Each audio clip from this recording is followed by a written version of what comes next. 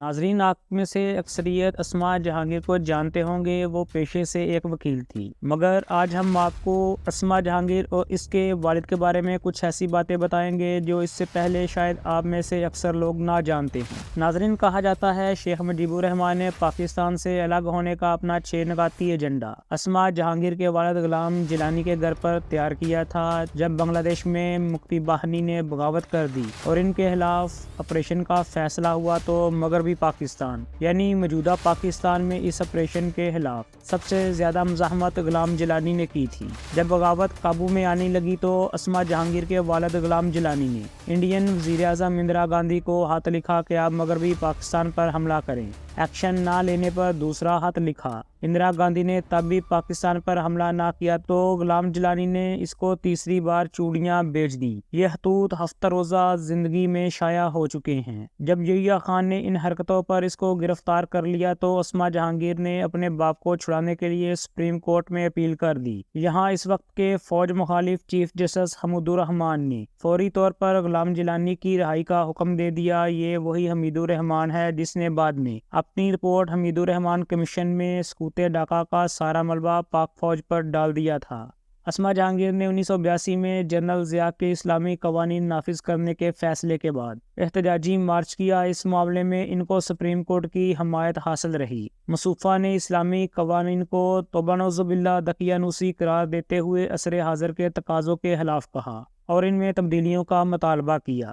12 فروری 1983 میں اسماء جہانگیر نے اپنے ساتھی وکلاء کے ساتھ مل کر 2 عورتوں کی گواہی ایک مرد کے برابر والے اسلامی قانون کے خلاف بھی احتجاج کیا۔ کچھ عرصہ بعد اسماء جہانگیر نے نیو یارک ٹائمز کو ایک خط لکھا جس میں اس نے بتایا کہ پاکستان میں عورتوں پر بہت ظلم ہو رہا ہے اور وہ بالکل بے یار و مددگار ہیں، ان کی حالت زار سے دنیا کو آگاہ کیا جائے۔ لیکن اس کے علاوہ اسماء جہانگیر نے کئی بین الاقوامی فورمز پر پاکستان میں مذہبی اقلیتوں پر ہونے والے ظلم کے خلاف آواز بلند کی۔ اس نے دعویٰ کیا کہ پاکستان میں غیر مسلموں کو زبردست مسلمان کیا جاتا ہے۔ اس دور میں اس نے حضور اکرم صلی اللہ علیہ وآلہ وسلم کی گستاخی کی اور حضور اکرم صلی اللہ علیہ وآلہ وسلم کو نعوذ باللہ ایک غلط لقب دیا، جس پر احسن اقبال کی والدہ نے ان کے خلاف باقاعدہ تحریک چلائی۔ 1996 میں لاہور ہائی کورٹ نے فیصلہ کیا کہ کوئی خاتون ولی کی اجازت کے بغیر باکر نکاح نہیں کر سکتی، جس پر اسماء جہانگیر نے ہائی کورٹ کے اس فیصلے کے خلاف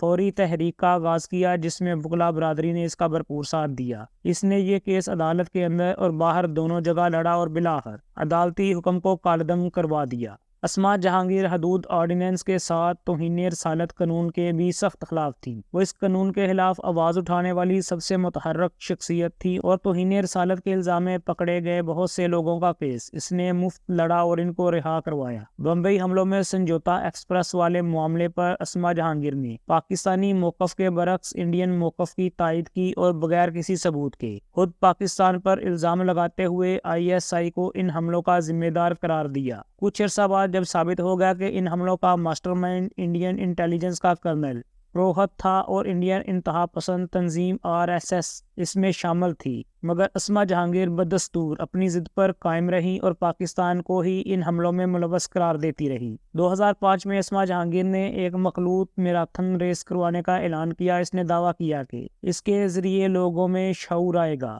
اسماء جہانگیر اقوام متحدہ کے اس پینل کا حصہ رہی جو سری لنکن فوج کی جانب سے لبریشن ٹائیگر آف تامل کے خلاف کیے گئے آپریشن کے دوران ہونے والی انسانی حقوق کی خلاف ورزیوں کا جائزہ لے رہی تھی۔ یاد رہے کہ یہ تنظیم ایک دہشت گرد تنظیم تھی جس کی فنڈنگ انڈیا سے ہوئی تھی اور اس کا صفایا کرنے میں پاک فوج نے بھی اہم کردار ادا کیا تھا۔ غالباً انہی خدمات کے انجام میں آصف علی زرداری نے ان کو 2010 میں ہلال امتیاز کے اعزاز سے نوازا اور نواز شریف نے اس کا نام پنجاب کی وزیر اعلیٰ کے لیے پیش کیا تھا اور عبوری وزیر اعظم کے لیے بھی پیش کیا تھا۔ پاکستان میں دہشت گردوں کو سزا دینے کے معاملے میں پاکستانی عدلیہ کی مکمل ناکامی کے بعد پاکستان کی تمام سیاسی جماعتوں نے متفقہ طور پر 21ویں آئینی ترمیم منظور کی، جس کے تحت آرمی کورٹس کا قیام عمل میں لایا گیا تاکہ دہشت گردوں کو کیفر کردار تک پہنچایا جا سکے۔ لیکن یہاں پر بھی اسماء جہانگیر نے اس فیصلے کی مخالفت کرتے ہوئے آئینی ترمیم کے خلاف سپریم کورٹ میں درخواست جمع کروا دی۔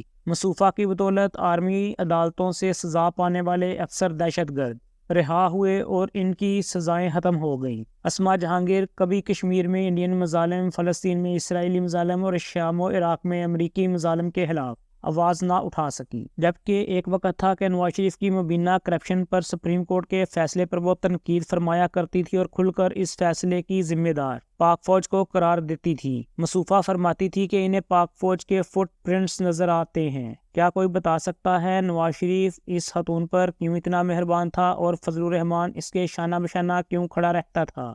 ناظرین، اگر آپ کو یہ ویڈیو پسند آئی ہے تو ہمارے چینل کو سبسکرائب کریں اور اپنی قیمتی رائے ہمیں کمنٹ باکس میں ضرور دیں۔